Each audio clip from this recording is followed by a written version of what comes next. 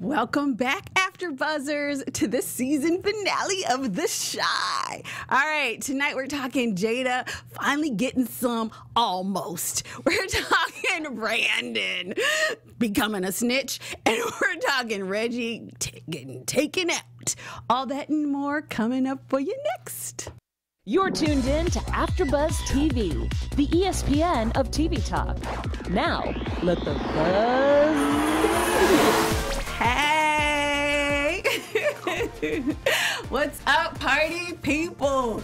Good. All right, you guys, it's the season finale. Let's get it in. I am your host, Erika Edwards, but I couldn't do it without my crew, the amazing Chef Beanz. Chef Beanz with the mental cuisine. Yes, no gas included. Give it up, you guys, for Kitty KaBoom. What's up? Kitty KaBoom in the house. Yes, and the lovely all-natural Lauren. Hey guys, got my afro puff today. Yes, we rock rough and tough. All right, you guys, it is season 2, episode 10, the season finale of the second season, The Scorpion and the Frog. All right, you guys, but stay tuned to the end because we still have our special segment. We got tons of news and gossip, all that and more. All right, you guys, let's start with the overall ideas and perspectives. How did you guys feel about this episode? Oh my gosh, I loved it, but a part of me was a little sad at how everything ended. Well, knowing what we know about some people leaving. But I was very happy with the overall plot, seeing a lot of people's stories come together and just kind of, see what possibilities could be for next season. I'm always happy when they have surprises. You know what I mean? When anything is too cookie cutter, when it's always expected or anticipated, then it just gets dull, even if the storyline is good. So I love that there was a couple of little things that I had not expected. Definitely did not see Homeboy getting shot up. I knew something was going to happen to him. I knew that. It was inevitable. But what exactly and when and all that, that was dope. Him getting a haircut, I don't know why that tickled me pink like that, but I love him with the Caesar. Little stupid stuff that, it wasn't stupid. It was just not as significant as some of the bigger stuff, but it was unexpected, so I love that. Right, and this episode, honestly, was the first episode in a long time to have me out of my seat. Like I feel like every other episode, I was just like watching it, but this put me on an emotional roller coaster for a combination of reasons. Yeah, I totally agree with that. Most of those thoughts. I mean, to me, honestly, I think we discussed this earlier, at least half of the things that happened. So I wasn't really surprised by, I don't think, anything. But I agree with you as far as the movement of this episode was really quick. It was really on point. I felt like the writing was pretty tight on this episode. And there are definitely times where I had to pause and be like, damn. So, yeah, I really liked this episode a lot. And it does kind of, I guess, with Lauren, it does kind of make me sad because it leaves me, honestly, with a lot more questions really than answers. As far as, we know they're going to get a new showrunner. We know there's a lot of upset just behind the scenes. So, and the way they ended so many people's storylines, it seems like, I don't know, are these people even coming back? Like, I don't know. Right. So we have a lot to talk about, I guess, when we get down to predictions. But yeah, so let's get into it. All right, so let's start off. I always start off with Ronnie because I don't like his storyline. But we're going to switch it up today because it's the finale. And we're going to start off with the kids, which isn't really not that big of a difference, but we're going to do that. So let's take it from the top, and we're going to talk about Kev, which he was such, so much heart goes into this episode. And so let's start it off initially with Kevin's heartfelt apology to Maisha. All right, you guys, how did you feel? I guess we'll start with Lauren about Kevin and what is he really going to have to do? Because Maisha cool, but she ain't really She is not the it. one. No. Yeah, so, as she should. She put her foot down. Like, boy, you got me. Exactly. So what do you think he's going to have to do to get back in with her? And how did you feel about his apology? I felt like his apology wasn't even so much of an apology. Like, if anything, she did more for him than he did for her. She gave him the book and a keychain and was like, good luck. This is your problem now. And I feel like he could have fought. I mean, he's still young, so I'm not going to say fought, but I think he will have to realize, okay, I really like this girl. Let me show her I care. He might show up at her door with some flowers or some cookies. Just let's go to the park and play on the swing, something like that. But you know, I feel like she's a strong, independent young lady. Good for her. She's not gonna take no BS from no little anybody. Grader. Yeah, she's not the type. Good for her. Yeah. Yeah, I agree. I thought it was awesome. And it was a sorry little excuse. But he is young. He doesn't really know the nuances. But I will say this. When he showed up at the birthday party, when he brought her a gift, when he kissed her, he knows how to turn on the charm when he chooses to. So there's charisma there that's just kind of like under the surface that I think he needs to bring out more often. And he was dead wrong. And so he felt the guilt. You saw him feel bad about that. Yeah. And it was a sorry-ass apology. But it was an apology nonetheless. He made an attempt. And I think he'll keep trying. I think it's just going to take a little time. Because he's young. He don't really know to, like, run after her and be all dramatic, you know? Yeah. Shipping. Yeah, I don't even think it's that deep, honestly. He's, like, in 8th grade. These type of things happen. I think he's going to make the decision to honestly go to the better or the more rigorous school district. But as far as this little fake lovey-dovey stuff, I don't think it's that serious. Yeah. It's like middle school stuff. I know y'all remember y'all little fake little middle school relationships. It's really not that serious. No, but it's a part of the show, right? So we have to talk about it. Well, and it was cute. No, and I don't know. I mean, I didn't really have relationships in middle school, Sally. So I can't really relate. However, I do think I do think he's going to go back and do more because I feel like, and we can talk about this now, that whole scene with Brandon when he goes to get his haircut and he's making changes and stuff, and he feels bad, but I think Brandon is the one who pushes him to do more, and I just don't think we've gotten to that yet. Like, I think maybe they'll do a flashback or something next season, hopefully, but I think he...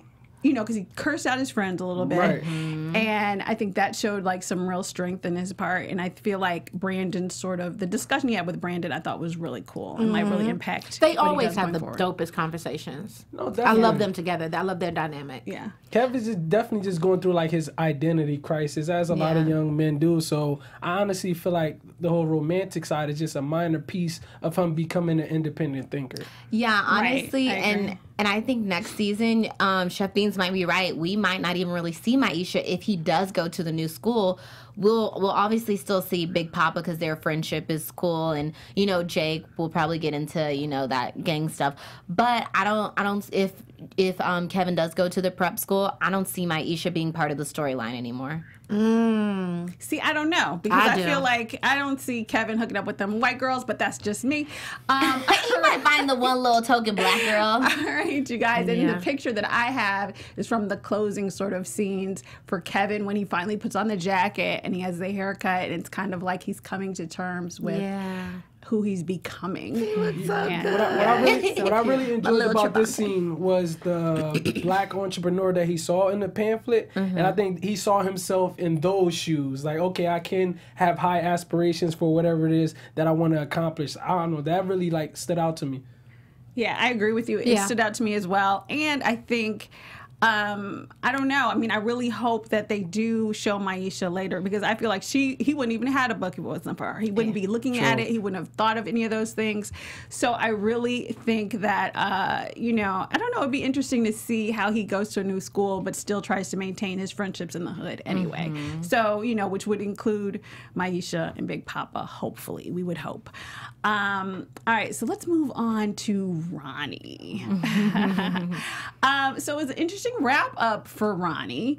A couple of things happened. One, we see, and that's the picture that I have here of Ronnie's sort of engagement with Brandon. Brandon sees Ronnie and kind of, they have some sort of closure for each other. This scene was, like, I think one of Ronnie's strongest out of both seasons, to keep it 100. What did you guys feel about the whole interaction between Brandon and Ronnie? I thought it was a long time coming. It was kind of difficult to watch, to see him go through the mental anguish of knowing that I'm standing in front of the killer of and I get it, as he said, I get it. You know what I mean? I know why this took place, but it doesn't bring my brother back. It doesn't make it any better. And I'm surprised that he's been able to keep his composure and play the cool guy this whole time. Like the fact that he hasn't kirked out and just, snapped on this guy or paid Reggie to go and do something to him or whatever. I'm kind of surprised at that. So I'm pleasantly surprised that he was allowed himself to kind of grieve and not go after.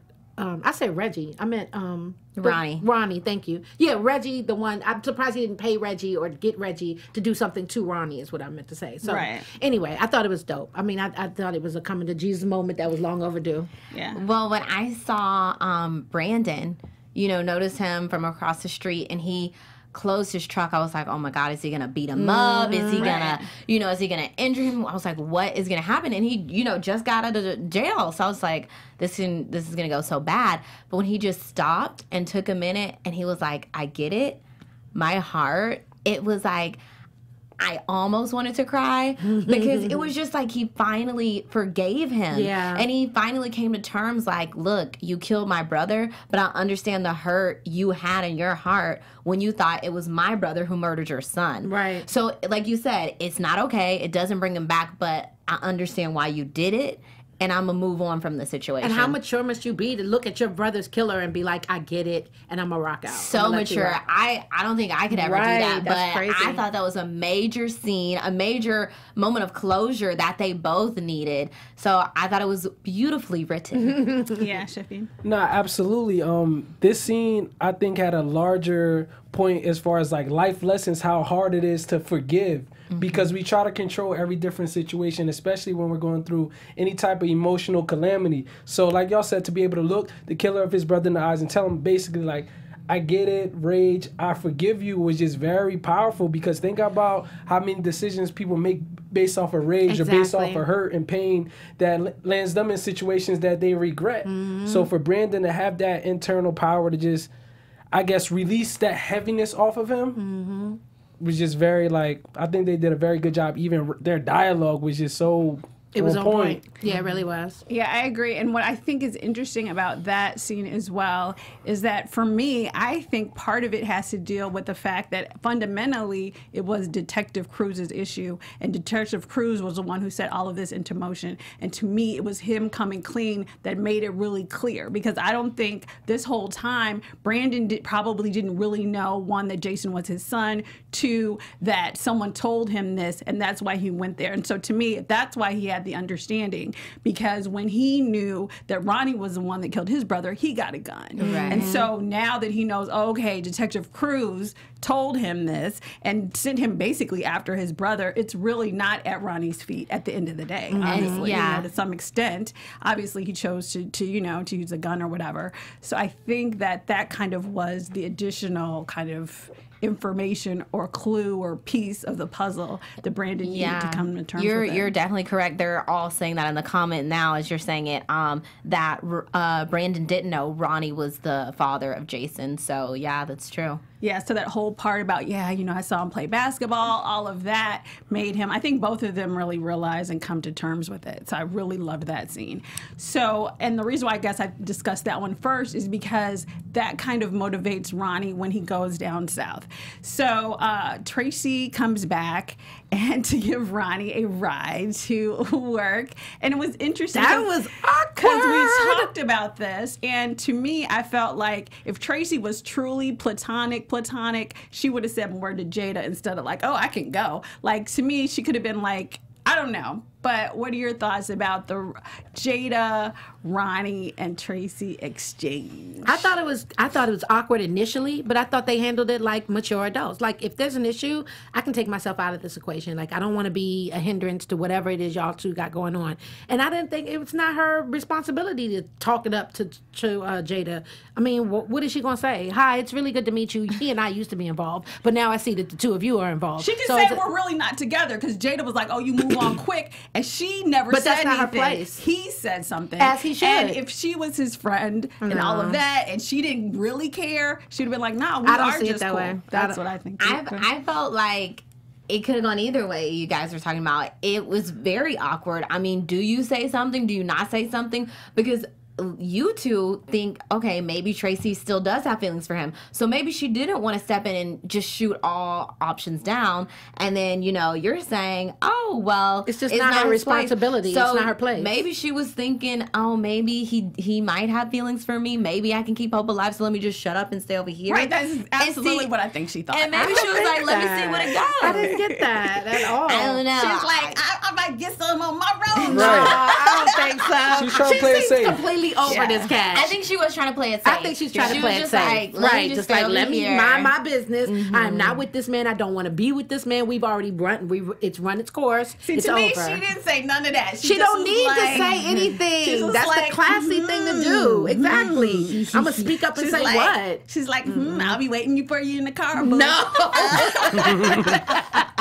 That's not the impression that I got at all. I wouldn't have said nothing. Shit, I would have exuded some class. You know what? I don't know. I might be with Erika on this one.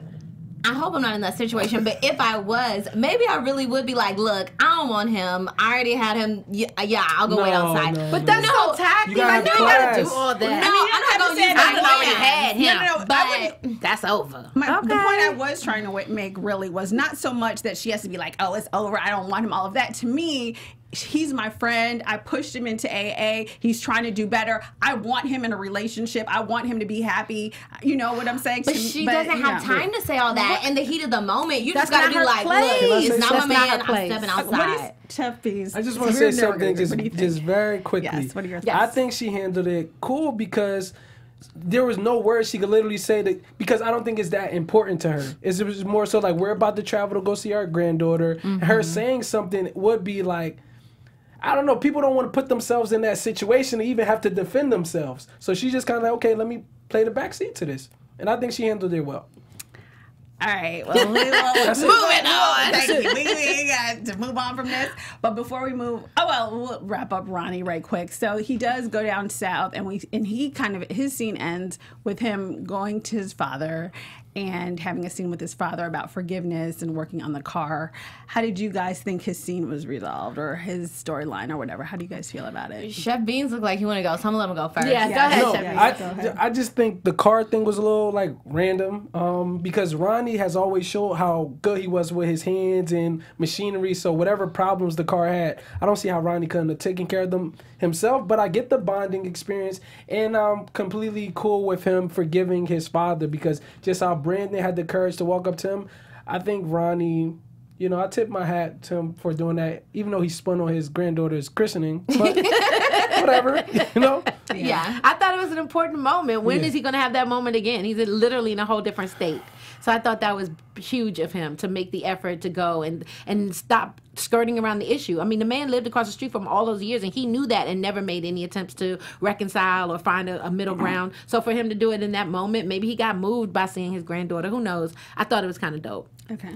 I mean, I get the car scene. Even though Ronnie's good with his hands, he was just trying to do it as a father thing. Yeah. Like, this used to be my car. Let's work on it together as father, son. But as far as the dialogue, I thought it was too easy. I'm glad they forgave each other. I mean, he forgave his father, and they're gonna, work on a relationship. But I mean, I feel like his father could have said a few more words. It was just like, okay, you want something to eat, and then I can help you work on this car. Yes, Dad. Like, but that's men, though, if you think about it, too, right? Like, how many men do you know that would be like, we really need to talk? Because they had, like, a little tete-a-tete, right? Yeah. And that was enough for them. Like, if they get we talking about two grown-ass black men. Okay, yes. They're in their 70s and 50s, I guess. They ain't doing a whole lot of lovey-dovey. Yeah. I'm so sorry, son. Yeah, I don't know. I think it was an interesting way to kind of end his storyline. One, as we all know, and as Tracy brought out, dude, you can't even drive, so don't get stopped because you're going back to jail. Two, are you moving to Arkansas? How are they going to work on this car going forward? Like, you're in a total another state. Three, aren't you like on some sort of probation? Can you just walk out the state like that? So many questions. We'll save it for predictions. So it was kind of an interesting ending to his storyline. Like, you're just going to stay in Arkansas and fix a car? I don't know. But the whole I'm going to forgive you, I did appreciate that part, at least. So, so I thought it was an interesting kind of, to me, somewhat anticlimactic ending, but whatever on his storyline. So does the Oh, we had some comments. I'm sorry. Okay, well, say them or whatever. Okay, yeah. So Trinity Love says the dialogue was way too easy. So, yeah, I just thought that was interesting. Yeah, she weighed in and I agree. I'm gonna stand across the street from you for your whole life, right. but now, okay, I'll help you fix the car. All right. Yeah, you're right. Yeah, it was a little bit. I think it was kind of a quick out for him. And okay, sorry. This was a funny one. Dupree said, "Well, the daddy was on an air tank. That's probably why he couldn't talk so much." Oh my goodness. I don't think that had anything to do with it, but okay. Well, I agree. That's a good point. However, Ronnie could have had, been angry for longer than a minute. But, we'll see. He's trying to do the new thing. All right, you guys, before we move on to the next topic, Chef Beanz has something great to tell you all. Yes, I do. We just want to say thank you for making us the ESPN of TV talk. We couldn't do this without you. But before we move forward, we just need you to do a few things. If you're on YouTube, please subscribe. If you're on iTunes, give us a 5-star rating. But no matter where you are, leave us a nice, juicy, healthy topic. AfterBuzz has meant so much to all of us, giving us confidence inside and outside of the studio. So if you could do those few things for us, we deeply, deeply appreciate it. Thank you. Exactly. And if you're in the live, then you should have already given us the thumbs up because you're in here anyway. All right. So let's move on really quickly because they didn't really have too much in their closing scenes to Emmet and Jada. So first we'll talk about Emmet. Emmett finally gets his own place, which is really kind of the primary thing. And I do have a picture of that, of Emmett and his son. That's a few pictures back. Yes. So, and this is kind of Emmett's closing pick, and where he has his son there. And, so we have some closure kind of on Emmett sort of stepping up to Tiffany and the new baby and all of that. And he kind of wraps it up with him playing with his son in the new place. How do you guys feel about how they tied up Emmett's segment? I just hope they don't have this damn kid. I'm just saying. I'm not advocating for any woman to do anything with her body that she doesn't want to do, but I just want them to consider it really long and hard. The implications of having another child. Come on, y'all. Enough. It's overkill. And y'all not together. Right. I don't like agree. it. Lauren, what do you think? Yeah, I just feel like how much more kids are they going to give him for his storyline? Like, he has 3. That's enough. I agree. He doesn't need any more. I definitely felt like they could have did a little bit more with him since this was the season finale. Okay, you stepped up, but what's next? But I guess that's my 2 cents on it. He could have painted the walls, but I love seeing his son there though. That was awesome. Yeah, cute. I'm excited for Emmett. He got his first place. After his mom kicked him out, he landed on his face a little bit, but you can see he's just coming up as a man. And as far as the kids and everything like that, I do feel like that could be, overwhelming. But who's to say? I'm just very proud of my boy because he's come a long way, for real. Yeah, I totally agree. I think the only kind of interesting thing is I know he had that great interaction with his dad, but I still stand with Emmett. Like, dude, we slept together one time and she had another guy right before me, so I would still get the blood test, Emmett. Definitely. Just saying. Just a shout out on that. So let's move into Jada. So Jada, oh my gosh, she almost gets laid. I was so excited for her. Even if this was not a good choice, who wants to spend the next season as a side piece? Okay. However, she came close. She got her, grind on or whatever. So we have a picture of Jada and her baby daddy, who was actually in the studio with us. And how did you guys feel about, I will start with Chef Beanz. How did you feel about, him making that move? See, I saw the killer in his eyes. You know what I mean? Yeah. Like, he kept itching closer. A lot of nonverbals that was communicating with her, like, look, we got this old chemistry going on. We got this wine popping. And honestly, from the bottom of my heart, I'm not mad at the decision at all. I understand that he's married.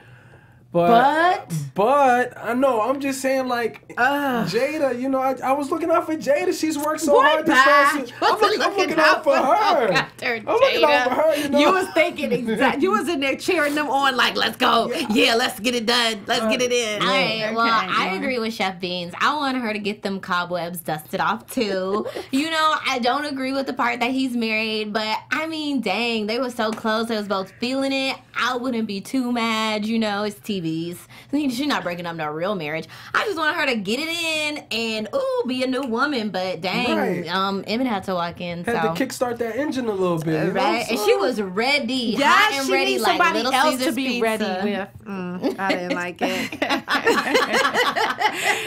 Not hot and ready like those. Little Caesar's pizza, baby. Pizza. Yes. So we are split on that. Well, I certainly wanted her to get some. I didn't want her to spend whatever. Next season, being on the sidelines, especially if you wait 5 years, give it up to somebody good, girl. But it was a very exciting moment for her. So, keep it going, Jada. You'll get some next season. We have hope for you. We got hope for you, girl. Keep hope alive, girl. Right. Okay, so let's move on to Reggie and Jake. Sort of, but mostly Reggie. Okay, so Reggie, first he has a meeting with Duda. Yeah. And so how did you guys feel about, I guess Kitty mentioned this. Were you guys surprised by Reggie's gunning down? No.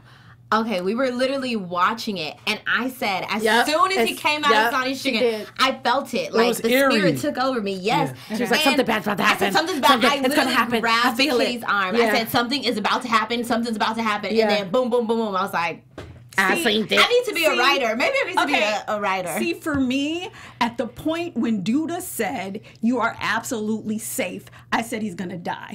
He had already planned a hit at the moment he told him he was safe. That's why he was like, Jake is going to be here. Yep. Maybe I'll take care of your brother after you're gone, but you are dead. You got to go. You are dead. I already promised your body to somebody else, and you're gone. Yeah. And as soon as he was like, you're safe, you're fine, I was like, dang, he's taking Reggie out. So that, you're absolutely right. When he came out there, as soon as he threw that pie in the garbage, I was like, oh. And then he looked at the big booty. I was like, yeah. I know it was a trap. Nothing like a big butt and a smile. Hey, to get you derailed. Exactly, Chef Beanz. No, when I saw the woman. Actually, so here's the picture also, just so that you guys know, of, Reggie down on the ground right before Big Mike picks him up. Right. Sorry, go ahead. When I saw the lovely lady on top of the motorcycle, it gave me New Jack City vibes. Like, I just knew it was about to go down. I was like, come on, this is too calculated. Right. But I mean, I saw it coming. Like, I definitely saw it coming. As soon as he walked outside, it was just too eerie. I'm gonna save some stuff for predictions, but I mean, he was very sloppy. Duda told him to be more quiet. They beat up the child molester, in broad daylight in front of everybody. Reggie was very loud this whole season, so I'm not surprised at all. But I'm gonna save more stuff for the predictions. Yeah, I'll save more stuff for the predictions as well. The one thing that I kind of touched me about this or whatever is that they came up short. Duda's men came to him and were like, you got 48 hours or we're gonna take you out. So to me, that fundamentally was what pushed him to do that robbery, which later led to his death anyway. So it kind of just seems like a dumb ass circle to me, because it's like, okay, Duda was the one that pressured you to get the money and you didn't have it. So that's why you robbed these people to begin with. And now Duda's like, having dinner with them, like, okay, all right, I'll let you guys take them out.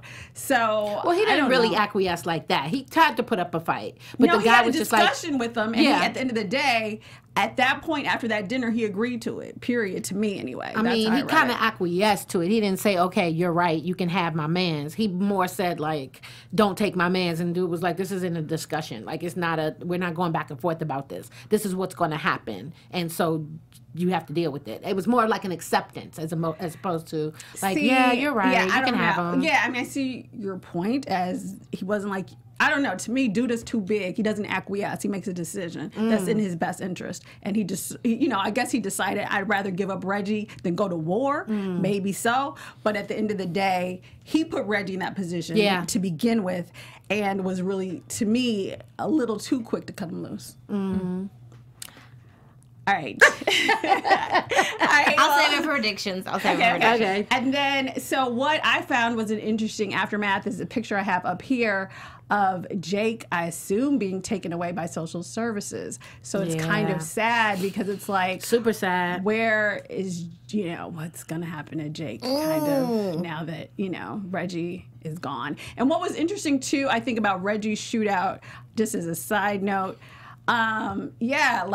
your security, Mike, gets no bullets. None. Right, not a one. And he's picking you up, like, where are you taking Like them? Simba. And Right. I thought what's happening? In the comments, they said scoop them up like a baby. Exactly. And they said Reggie's punishment was definitely long overdue, though. And it was. I mean, Exactly, he kind of had that exactly. coming, but not death. For I mean, sure. Are you walking to the hospital? What's going on here, where are you Mike? carrying them I to? feel like Mike... from the bullets. Exactly. I feel like Mike knows that he's next in succession, probably, and is kind of... we'll save some things for predictions, but... someone he got- agrees with you. He has Yeah. no bullets. He was, he got a few little shut-offs, but it's interesting because they were both in the wide open. Exactly. And they definitely took out Reggie. So, we'll move on to... Okay, you guys, we'll close it up kind of quickly with Brandon and Jerrika.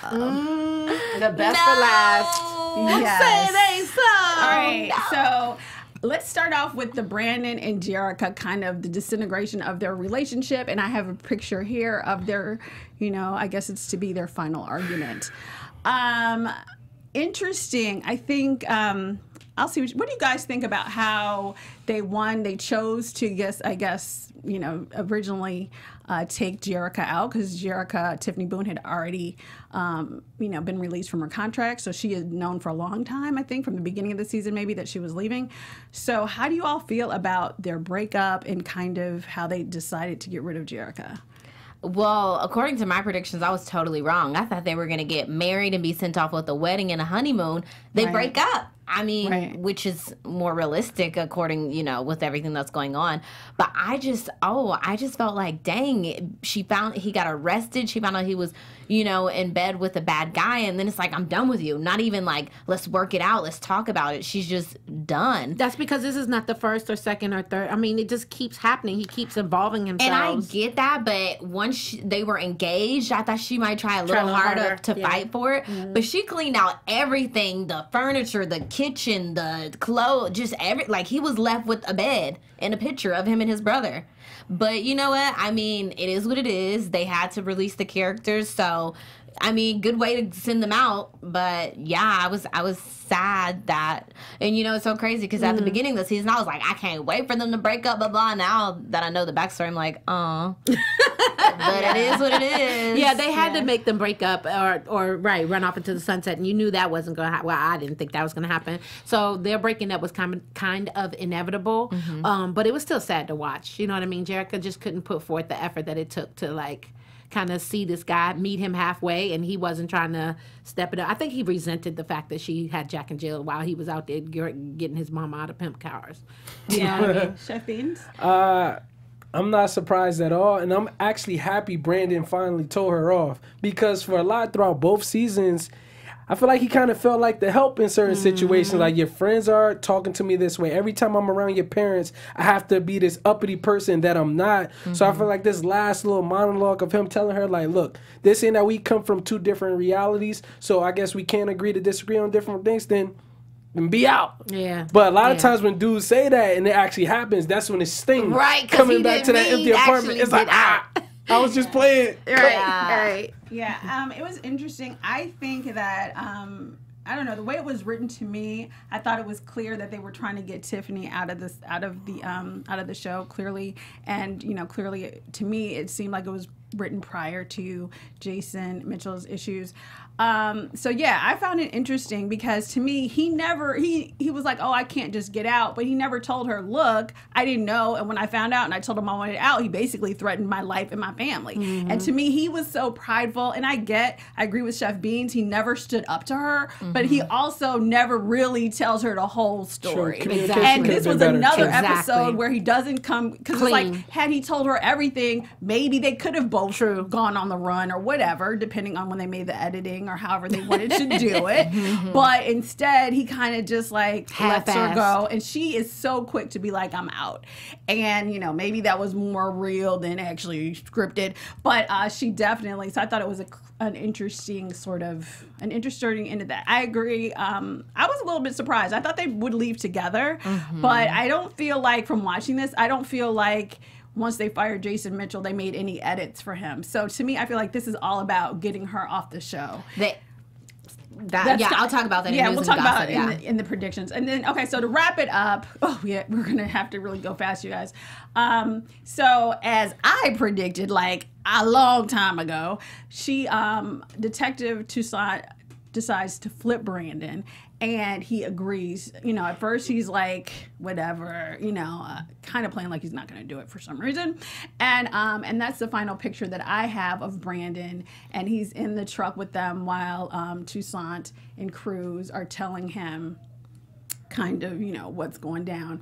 Were you guys surprised by Brandon's, and that's the picture there, about Brandon deciding to kind of flip on Duda? Yes, snitches get stitches. I didn't think he would go that route. I knew eventually he would have to do something, but dang, he gave in kind of easily. But I don't think it was easy for him. I think he's been struggling this whole season with trying to figure out where his role is. And I think for him, you're right, he is a snitch, and that's not the way of the hood. But at the end of the day, his allegiance can't be to the hood. They aren't giving him what he needs in order for him to sustain his lifestyle or his peace of mind. And at the end of the day, his woman just left him, so that was definitely the camel, the straw that broke the camel's back, I think. Because up until that point, it was like, what do I do? You know what I mean? I've signed on with this maniac, and he won't let me out from under his thumb, and I can't go to the police because that's a ass move. So, what do I do? And I think they gave him an out. I think they gave him an opportunity, like, listen, you only got one or two choices here. And what's the lesser of the two evils? Do you want protection and to live your life? Or do you want to go down that road and be locked up with your man Duda? Right, okay, Beanz? Yeah, I'm not surprised. And like you said, I just feel like all the walls just came crashing in, so he was left with no other point. And the very line that stood out was, I've never been in handcuffs before this moment. Even though he's been harassed by the police as a black man just growing up in the inner city, all these different things, I think he was just kind of like, F it. Like, what else do I have to lose? I agree. I think for me, I wasn't that really surprised that he snitched, and primarily I think it was the turning point of losing Jerrika, because really he doesn't have his brother, he doesn't have anything. You know what I'm saying? Where's his mother? You know what I'm saying? His mother's gone, everybody's gone, and so I wasn't, I think I predicted this weeks ago, so I wasn't surprised. So it was an interesting way to close out our episode. All right, you guys, so we're going to make it snappy. All right, so for our special segment, Chi-Town Spotlight, we are spotlighting Harold Pierce. Yes, so Harold Pierce is an African-American entrepreneur from Chicago. They founded Harold's Restaurant in 1950, but it was originally called H&H. And this restaurant has soul food. It was owned by a poultry shop nearby, supplied chicken to Pierce. The character Harold's developed primarily out of necessity because the larger fast food chains tended to avoid African-American neighborhoods. So they flourished in Chicago in the 1950s, and they're still going on. So shout out to Harold Pierce and Harold's. Exactly. Harold's Chicken Shack. There's over, I want to say it's a chain restaurant, over 40 of them across the country. There's actually, they have a Harold's Chicken truck here, and they're going to be opening up and actually making brick and mortar Harold's Chicken Shack here in LA. There's one in Atlanta, so there's over 40 of them. And I personally believe that it's the basis for Sonny's Chicken Shack on the show, which is why we have spotlighted him tonight. All right, you guys, so we're moving on quickly to news and gossip. Dun, dun, dun, dun. Okay, so I'll make this quick. Yolanda Ross, who plays Jada, Emmett's mother, she actually went on KTLA 5 to actually kind of talk a little bit about the future of the show. And it was funny because the reporter asked her, so what are you going to do since Jason Mitchell is leaving the show? And she said, what am I, chopped liver? So, yeah. So basically they're saying they're going to be fine without him. It's up to the writers to make the show keep going. She actually posted on her Instagram, that's her favorite TV family. So she said there's going to be a lot of opportunity for other characters to grow and have a bigger storyline. And then, how will the show continue? Like I said, they'll have other people give opportunities to grow, which we can talk about in predictions. And I look forward to. Right. All right, you guys. All right, so before we get out of here, we're doing predictions for next Your season. AfterBuzz TV predictions. All right, take it away, Lauren. Okay, I think Kevin will go to prep school, hopefully get, on the right track. I think Ronnie will try and do better, stay off the Pruno, stay off any type of alcohol, and just try and make a better man out of himself. Maybe he'll get another shot with Jada. I don't really know if she helps Ethel. Emmet, I just hope he stop having kids. Okay, my main people are Reggie and Jake. I don't think Reggie died. I say this because I think maybe originally before Jason Mitchell was released, maybe they would have had him died off. But now, since Jason's gone, I think Reggie is actually going to stay, but he's going to have to be hidden. I think definitely they're going to make Jake a part of the gang. They're going to start him inside the pizza, but they're definitely going to have him making those deliveries that Duda was talking about. I think that Emmett and Tiffany are going to find a way back to each other, and they're going to be a couple, and they're going to actually try to make it work. I think he's going to screw up quite a bit along the way, but I see him being a couple with Tiffany and them trying to raise a family since now they're having an impending child coming. That's my only prediction. Yeah, I agree with Lauren. I think Kev's going to go to the school. I think Big Papa's going to still be that voice of reason it's still going to the urban school. I think Big Papa's going to step up in that capacity. And lastly, I feel like Emmett might entertain the Tiffany thing, and Keisha's just going to do her own thing. She's going to leave Emmett alone completely. And as far as Ronnie, I don't know how potent he'll be in this next season. All right, so I agree with Chef Beanz on Ronnie. I'm not even sure. I think he's going to stay in Arkansas. I think he should. I think Kevin's going to go to the white school, but hopefully he'll still have friends like Maisha and Big Papa, and hopefully Jake. It's interesting. I kind of see and agree. I think I am going with Lauren on this one. I think Reggie is going to survive and is going to, I think there might be some bigger gang warfare type stuff, because who's going to be behind him? Who's going to stay behind Duda? And where will Jake actually end up will be an interesting question. And yeah, I think we're going to have maybe some, Brandon is going to be in witness protection or dead. And I don't know, are they going to start the new season with a whole new gangster like they did this season? Because the last one got taken out. So it'll be interesting. I don't know about that. Maybe we'll get a new Duda for the next season. All right, you guys, thank you so much for joining us this season. Oh my gosh, it's been amazing.